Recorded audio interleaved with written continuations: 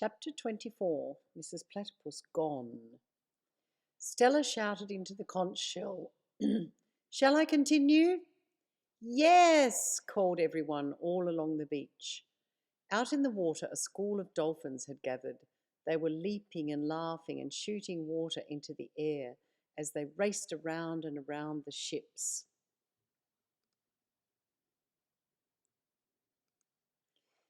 Do you lot want to listen too? Called Stella. Later, shouted one of the dolphins. Stella laughed. Anyone who wants to join the dolphins, she said loudly, feel free. A few of the younger children dived into the water and swam about with the laughing dolphins. As for the rest of you, called Stella, ready? Yes, came the loud reply. Okay, this is chapter 24, Mrs. Platypus, Gone. Stella started reading from the pink manuscript. When Solo awoke, Tambreet had gone. He sat up with a start. Into his hand had been pressed a small note. It read, Dear Solo, I had to go. I did remember something. We met in a dream once, and you, my dear young man, were the one who gave me my beautiful name. I'm sorry to have forgotten such an auspicious occasion. You must forgive me. I am over 10,000 years old, and sometimes I don't remember everything at once. Anyway, please follow the tunnel to get home. I hope to see you again one day. Signed, Mrs. T. Platypus. Solo felt quite abandoned and more than a little lonely. He looked around for any sign that Mrs. Platypus was tricking him. When she didn't appear, he decided that he'd better start his journey home. There was a narrow tunnel leading from the tent where he'd been sleeping. The tunnel's walls were quite luminous and the floor was made of soft moss. Solo padded along silently. A sudden chill in the air made him draw his magic jacket around his body, and then a scrabbling noise accompanied by some odd huffing and puffing made him wonder if Mrs. Platypus had returned. A little way ahead, he could make out the outline of a rather scruffy-looking creature standing in the middle of the tunnel. The character spun around to greet him. It was a dog, a talking dog. Hello, barked the dog. Godot, Godot, Godot, just like it's spelt in an old play about some people waiting for Godot. But it's pronounced Godot, not Godot, although I do know a fairy called Godot. He's a top fellow. Even though Godot had started the conversation by barking words, he'd ended it with telepathy. You must be Solo, said Godot, using telepathy. Human, I believe, and around 11 years old. Solo nodded, amazed. All at once he thought he was going to faint from the shock of meeting Godot, but the dog looked so happy to meet him that Solo decided that he'd better stay alert and pay attention. I'm a labradoodle around 5,000 years old and hoping to be granted immortality any decade now. Godot's fur was a dirty white mass of curls and his eyes were brown and the kindest you could ever imagine. I hope it works out, said Solo, with the immortality, I mean. Pleased to meet you. Because Godot was using telepathy, Solo wondered if he could read his mind too. He made a note to himself to not to think any strange thoughts. As Godot and Solo walked through the tunnels, the whole place was becoming more and more aglow, almost as if there were lights in the walls. Godot explained that the light was from the deposits of pure e-mash that had been put into the tunnels way before their foundations had begun. How can you put something into a place that hasn't even been made? Asked Solo. Godot stared at him.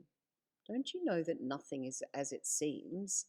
Everything is far more mysterious than any of us could ever understand. Solo nodded, but still looked confused. Making things out of nothing is a complicated matter. You realize that? Solo breathed in deeply. He couldn't quite believe the wild words that were streaming from Godot's mouth.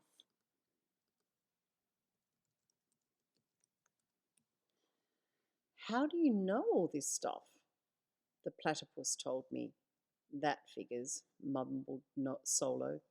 Godot's tongue was hanging out of his mouth as he gave Solo a big smile. Want a rest? He asked.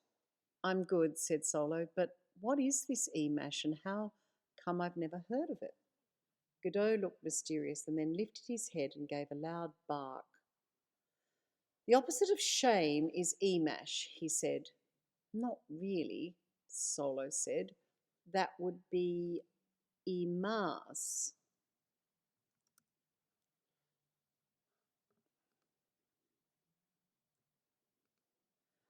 Not really, Solo said. That would be emas if you spell shame backwards. Godot looked sideways at Solo. I think e-mash sounds way better, he said. It's spelt with a capital M and a small e. Why? Asked Solo. No idea, said Godot. More important is that it's a living liquid. What's a living liquid? One that has life, said Godot. And so that it doesn't just get lost, it locks itself inside a strong skin where it can't get up when it can't get up to the surface.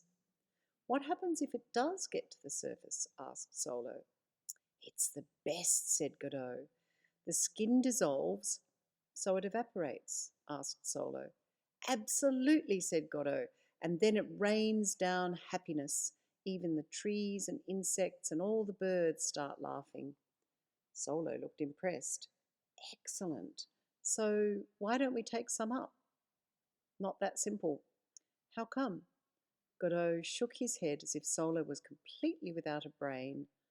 Only kindness wizards can take e-mash to the surface, and some animals. Are you one of the animals? Asked Solo. I don't know, said the Labradoodle, as if it wasn't any of his business. Have you ever tried? No. Do you want to try? Not today, said Godot. Okay, said Solo, running his hand over some e-mash that had formed a thick skin. It's like jelly, but it doesn't budge, and the skin won't let it stick. How do kindness wizards get hold of it? Solo poked and pulled at some e-mash that was wedged in between rocks, but apart from wobbling, it didn't seem like it would ever release itself. Come on, said Godot. There's no point unless you're a kindness wizard. Or some animal, said Solo, laughing. Godot held his head high. Mrs. Platypus said that the animals who carry e-mash are far more courageous than kindness wizards because they've had no training. Solo nodded, wishing he could talk to the platypus again.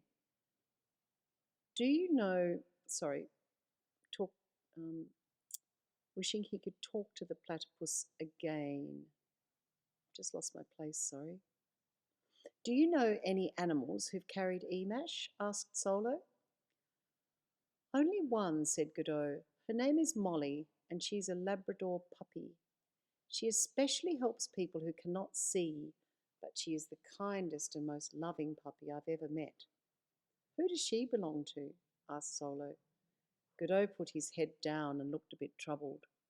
What's wrong? Asked Solo. She belongs to no one, said Godot, holding his head high. Just like me. We are free creatures. Solo felt himself blush. Oh, I'm so sorry, he said. We sometimes have pet dogs where I live. I know, said Godot, as if the practice was utterly barbaric. Molly lives with Angel at the University of Marescimar, but she's a free spirit and mostly goes out into the universe to find any fellow creatures who need her love. When she finds them, she stays for many years. But how does she help people who cannot see? She has the largest, kindest brown eyes, said Godot, and she is surrounded by an invisible cloud of love and magic. Solo frowned. But how does that help anyone see? Godot looked sideways at Solo as if he was very dull. If you have Molly's eyes and her love, said Godot, and her magic you don't need to see. Oh, said Solo, looking sideways at Godot. But Godot was looking straight ahead as he trotted along, leading Godot through a maze of passages.